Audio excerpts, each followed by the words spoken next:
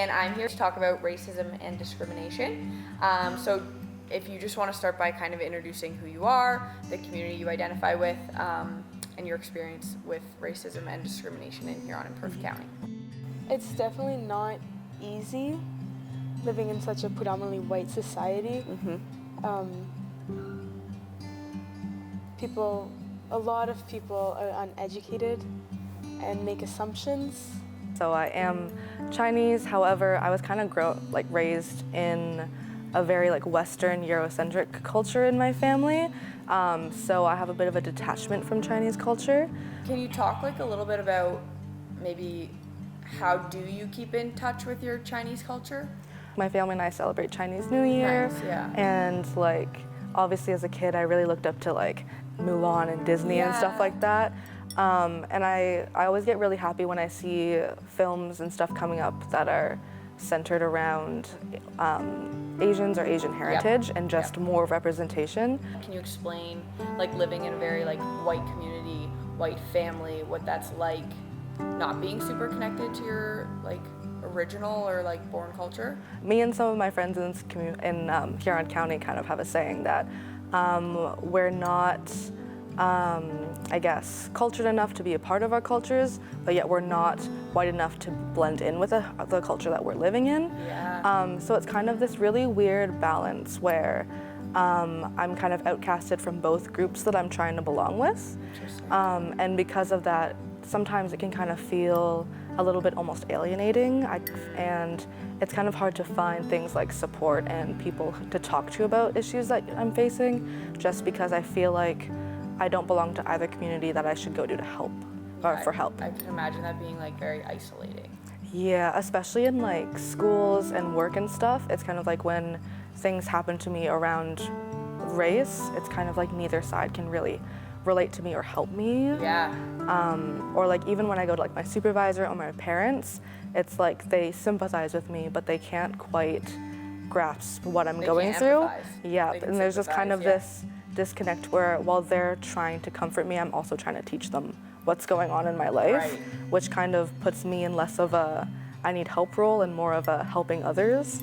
Now I know it's not your job to educate us white people, but what, if you could, maybe what can we do with the privilege and the voice that we have to strengthen and kind of rise up, I guess, the Black community and be more inclusive in Huron and Perth? I think the first step is to educate yourself on what's happened in history, because a lot of people don't know what's happened in the past, and that's really dangerous. Yeah. So when we get mad about police brutality and George Floyd being murdered, and people just don't get why we're so angry, that's disheartening that you just don't understand why. So I think just looking into those things like police brutality and slavery and how it all started. What is your experience with your mental health and the way that you were treated and are treated? So yeah, I would say it has done a lot of damage to my confidence and self-esteem. Just with how I am, I guess, how am I gonna word it? How I see myself in the mirror kind of thing. I'm not a confident Black woman. I don't like to wear my hair out. I don't like to talk about even the food I eat at home, because I've even gotten comments about that when I bring it to school, oh, that's disgusting, why does it look like that? So it doesn't make me confident in who I am. And even I felt really lonely and anxious. Even this year, I felt it a lot. I didn't know what I was going to expect going to school every day. Is someone going to touch my hair? Is someone going to say something stupid to me? Is something going to happen to someone else? And being lonely, I didn't feel like I had someone to really talk to for a long time. Well, it makes me question who I am. It makes me insecure and just unsure. My whole life I've been referred to as the whitest Black girl people know. So I've struggled with the idea that I'm too white to be Black, but too Black to be white. So I feel like I don't have a I felt like I didn't have a community that I belonged in, which is tough, especially growing up. Having a sense of identity is important. Yeah. Who are your biggest supporters? Definitely my family, and a couple friends are my biggest support through all this. My mom, my dad, this club. That's pretty much it. It's small, but good. Yeah. What is the support in the community that you wish you had?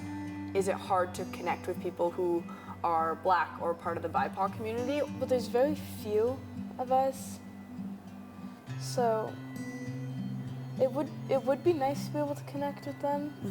Social media has been like helpful with that, because it's not even like I don't even have to like talk to different people within the BIPOC community, but reading like their stories and different like articles and people my age see what they're doing within their schools. It's been super helpful, and so that's been good. I think like people always, they're so quick to hate social media, and don't get me wrong, there's lots of negative things about it, but people also don't give it the credit for the community that it builds, especially for people who are feeling isolated with where they're at. In school, I wish I had some more staff members of color that I felt comfortable talking to, because I didn't really have that relationship with any teacher. Like I had some good teachers that I felt comfortable talking to, but not about that. And I guess I just wish that there were more, I guess, celebrations of culture. Like I know in Godrich they have the multicultural festival or something. I wish they did that more often, or just push it a little more. Because I feel like if you want to do that kind of thing, you have to go to like Toronto or something. The bigger cities. But I wish like the small communities would celebrate the people that are here. To know that they're accepted here. 100%. Even just stuff like this, where people are willing to talk about it, because I think when there's such a large population of people that racism doesn't affect, it's really easy to say like it's not a problem, or it doesn't affect me, so why should I worry about it? But I think just kind of realizing that it's something that needs to be talked about, and it still is happening everywhere.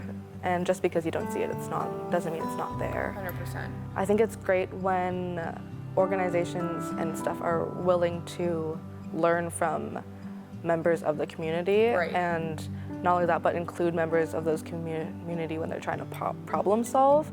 Once again, just making people of color the forefront of helping people of color. Can you explain a little bit about like what belonging would feel like or look like to you? Something that makes me feel like I don't belong, even just in my family, is how the topic of me being Asian kind of gets, in my extended family at least, kind of gets dodged around almost, or even like at work or at school, I get asked a lot more questions than a lot of my fellow students or coworkers who are not visible minorities. Like even an example is I find a lot at work, people are always asking me like where I'm really from, or where my parents were born, or where I was born, and those are questions where I'm the only person that they get directed to. And even at school, you know, I've had teachers at previous schools say to me like, oh wow, like your English is so good, when they would never say that to anyone else but me. I find it's just a lot of those stereotypes and assumptions get made, and though I haven't really had a lot of interactions with kind of a real Asian community, I do find that for a lot of them it's like I don't speak the language, or I'm not really as cultured on the foods or the traditions and stuff like that.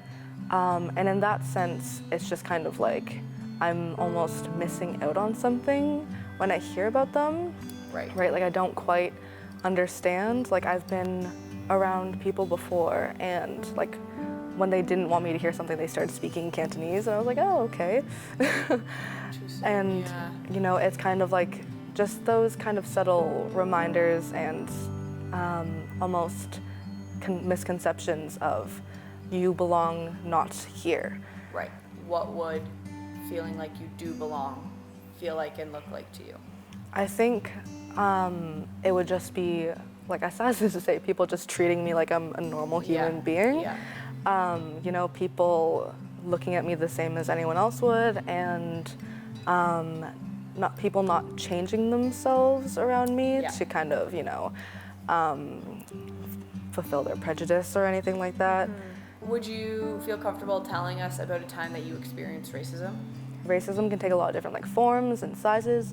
So I think a lot of times I just kind of experience like microaggressions, which are like those smaller, kind of like unnoticed acts of racism. And for me, that is people like asking me where I'm from, like comments about how well I speak English, even though it's my only language. Yeah. I find a lot, because there's so few people of color, let alone so few Chinese people, where I'm like in Bayfield and Huron County, I find a lot of people make the assumption that any Asian person is my cousin or sister or uncle, aunt, like anything. Kind of things like that. I've had it a few times at school, you know, people make comments about like China and the coronavirus and stuff like that. Yeah. Or comments about just like how my eyes are smaller, or like how like the shape of my nose kind of thing. Even sometimes I find just like the lack of education, some people will just name random countries that they assume that I'm from, and like stuff like that. And I think for my everyday life, most of the racism that I experience is kind of in a joking tone, where people think it's funny, and it's really not. It's not, yeah. And like after a while, those jokes do kind of begin to like compile up. Yeah. And you know, like it might be just one joke from one person, but if 10 people have made the same joke to you, it kind of begins to feel like a lot. I think one of my worst experiences of racism within a school has been a student who spent a few minutes kind of like berating me and begging me to not come to his house and eat his dog. And it's just kind of those unnecessary like ha-has for them, disgusting. where like, They said that. and it's usually in positions like that where you're in front of like your classmates and your teachers, and it's really hard to stand up for yourself because no one else is. Yeah. Right? Like even I had friends in the room and they didn't really recognize that it was wrong. They're like, oh, it's just kind of like not a funny joke, but it didn't really occur to them that I needed help in that situation. Yeah. Oh, there's so many. So many. So the beginning of the school year, I was called like the N-word in the hallway. And so I reported it, and not much was done about it within like the school for consequences. And then my principal said the N-word as well in front of the student who called me it and myself in the office. So that was kind of like, wow. Yeah. Not- That could have been handled a totally different way. Yeah. So that kind of was like, this is how this year's gonna go. What was school like? Interesting. Yeah. I found it was just kind of difficult sometimes with kind of adults in the building or like classmates. Once again, getting along really well with them and finding out that they have this huge prejudice against something you can't control. And I've found that it's been a little more difficult just to engage in the community, just because you begin to build this resentment towards people who haven't treated you very well, and then you kind of see them, it's kind of hard to connect with them as well. Especially with like staff members sometimes. Interesting, yeah. Especially, you know, like once again, if it's intentional or unintentional. Yeah. When they've said things that are a little racist. Yeah, or a you lot know, racist. it's kind of like, it's now you have to sit in class with them every day, and it's just kind of like, oh, this is great. Yeah.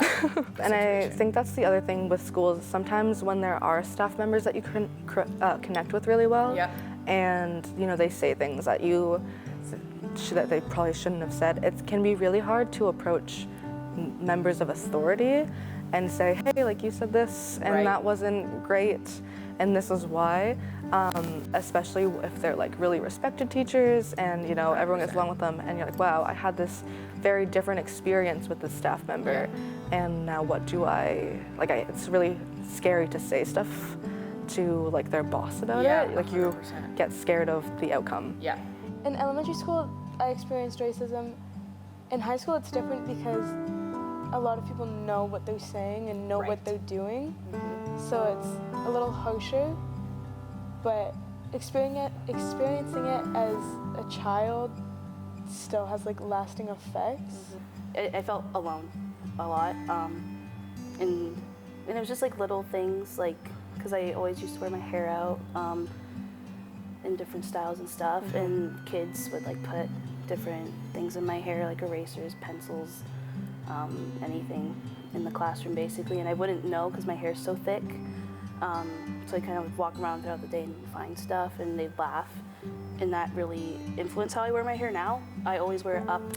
I don't like to wear it out. I'm not really comfortable or confident in it. I remember in kindergarten, a girl told me that my skin was like dirty and it looked like poo, and so that like I was like 4 or 5. So that's kind of how I've been. Kind of taught to feel, I guess. And then this year, I think, was probably the biggest year of issues. Where a peer who is black was called a slur the second day of school, and I felt like I had to step up this time, so I helped her with going to the principal, discussing just what happened and how it's like this is been like we're sick and tired of this now, and just kind of started this huge thing with like getting a club started at our school, targeting issues with racism, discrimination, just promoting inclusion, but we didn't feel like it was like sufficient, like the work that the teachers were trying to do, because they still don't understand what we go through all the time. Right. Because almost every teacher and staff member in the school is white. Yeah. So they don't really get it. So that was hard to go through it this year, but I think the group was a good step forward. So yeah, I would say my experience in Huron County hasn't been the best, and it really has shaped how I am today. For people who don't know what the ARC is, can you explain that to them? ARC stands for Anti-Racism and Culture Club, and we formed that in September when we went to talk about the situation that happened with my peer, and we just talked about we need like a student-led kind of group that targets that issue, because it happens a lot more than they think. And we don't have anything like that. You know, they have social justice, but they don't talk about it.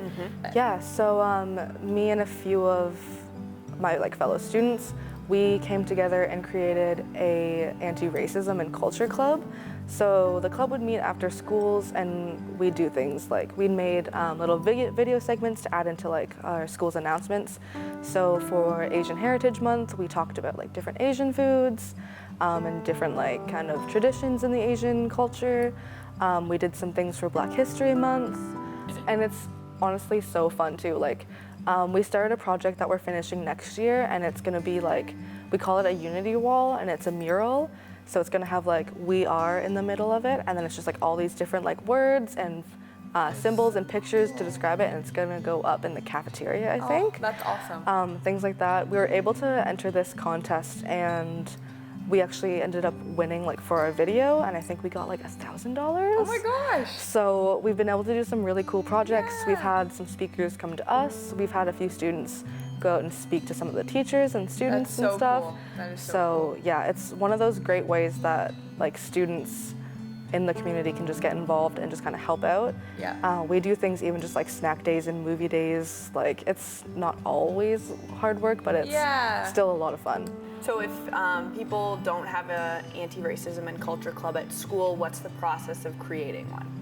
Well, for us, we kept like pushing like with our principal. We kept like we need something.